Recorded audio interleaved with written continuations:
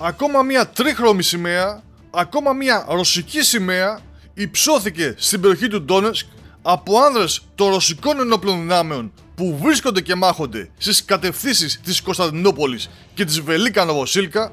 επιβεβαιώνοντας έτσι την πληροφορία που είχαμε και μεταδώσαμε από αργά χθες το βράδυ για περαιτέρω πρόθεση μονάδων του ρωσικού στρατού, που σύμφωνα με επίσημη πλέον ανακοίνωση που εξέδωσε πριν από λίγα λεπτά το Ρωσικό Υπουργείο Άμυνας και την οποία συνόδευσε και με πλάνα βίντεο, κατάφεραν και έθεσαν υπό τον πλήρη έλεγχό τους τον οικισμό Ρασλίβ,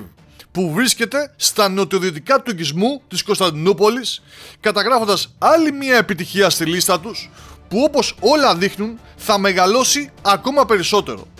Και αυτό γιατί οι άνδρες της ομάδας δυνάμεων ανατολικά, οι οποίοι και είναι επιφορτισμένοι για να αντιμετωπίσουν τους Ουκρανούς στο συγκεκριμένο μέτωπο,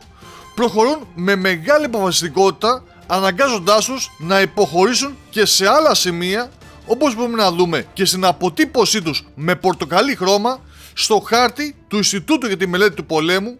πλησιάζοντας τους οικισμούς Μποατήρ και Αλεξίφκα και φυσικά επεκτείνοντας και άλλο την παρουσία τους, κινούμενοι προς τα σύνορα με την περιφέρεια του Δνιπροπετρόβσκ.